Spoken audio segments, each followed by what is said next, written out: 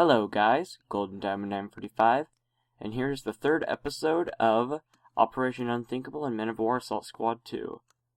Now this episode, we are looking at the Russians right now, and this will be a defensive battle for the first time in the series, where the Russians have actually set up a defensive position and are ready to defend against the British, American, Allied forces that are coming in. Now, the British American forces don't know that they're expecting the attack, and they have quite a lot of troops set up. For this battle, I've actually remembered for once to write down a list of all the vehicles that are going to be in this battle. In this, we will have 100 soldiers for the UK-USA side, 4 M16AA trucks, 4 M8 Greyhounds, 2 Achilles, and 2 Churchill Mark 7s. On the Russian side, they have 185 soldiers, 2 IS-3s, 1 T-70, 2 BA-11s, and 1 ZIS-30. And so, with that, I guess we will just get this battle started.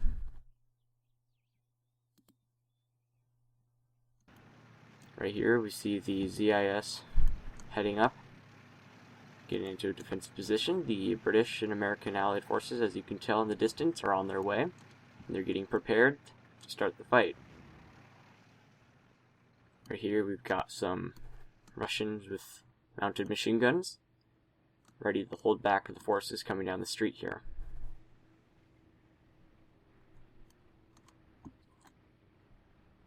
All you gotta do is wait for the battle to start. Here we go. You can see over here, the British are armed with many vehicles, though they are mostly anti-personnels. As such, they won't handle well against anti-tank vehicles. So their hope was to just kill as many Russians as possible, because they weren't expecting them to be as heavily armed as they're going to be.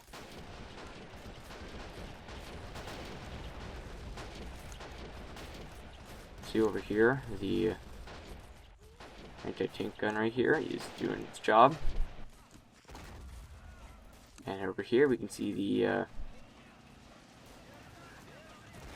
Russian heavy tanks coming in.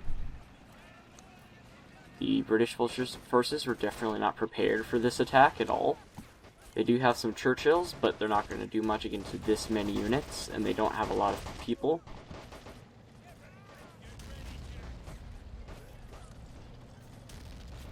These Churchills are definitely going to try to give them a hard time, though. Got track damage on the heavy over there, so... Though I believe this one also has some track damage. No, it looks like just the cover got blown off the back there. Tell the exchange of fire is massive between this area, though. And the British are definitely outnumbered right now, and they've lost most of their anti-vehicle weaponry. It looks like they have wiped out a Russian tank, though. Nope, it's just smoking, and it took that guy out pretty nicely. The Russians are pushing up. So it looks like the British forces here are going to have to retreat. There's no way they're going to fight off of this many Russians. They still got one Churchill still up, but it's taking pretty heavy fire right now.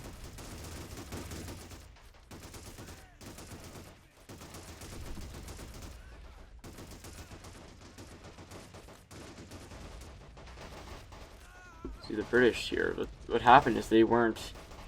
Well, okay, the biggest problem for the British right now is that the Russians have gotten everything working now.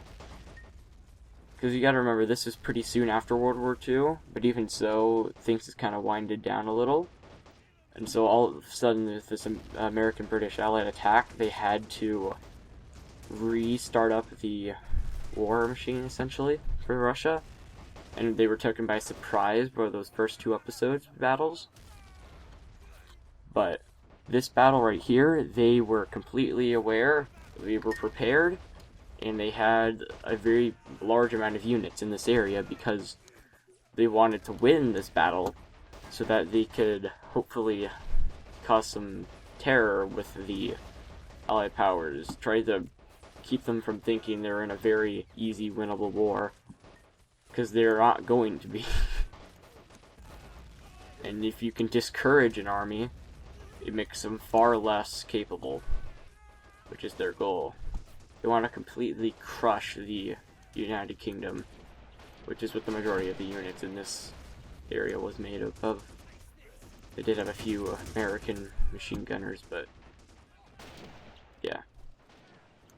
Yeah, it looks like the British forces have been pretty crippled here, though.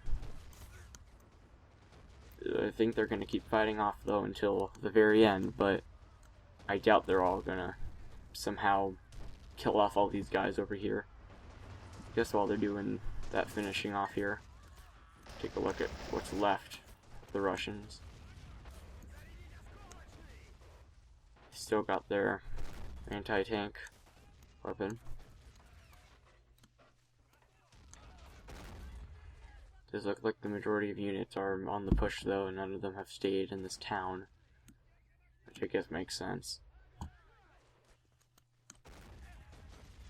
Yeah, these anti-infantry vehicles would have probably been really good in this battle if it weren't for the fact that they were in one of the first units to reach out here, and as such, the Russian forces weren't in a very high concentration, and the anti-tank weapons could have all sorts of fun hitting all these guys out because they don't have very strong armor.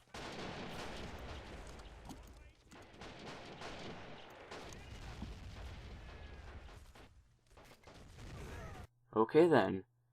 So that's an unexpected thing right there.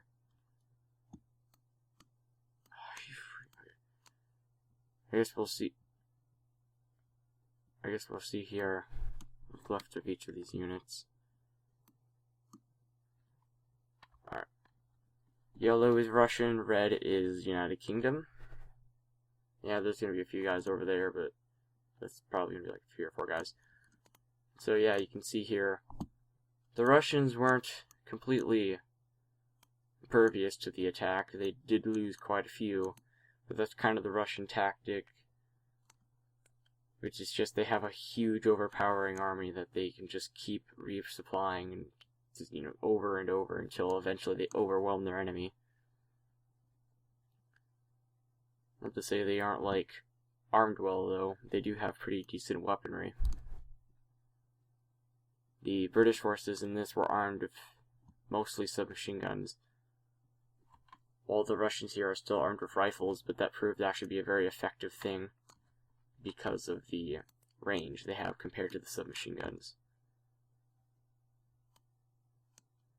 America might want to rethink their tactic there. America and Britain. Alright. So I guess that's been the battle. Next episode will probably be revisiting the Siberian front, where the Americans will probably have a pretty big surprise. At this point, I doubt they're going to reach Moscow. And yep, it looks like it's been finished off. So I'll see you guys in the next episode. Bye.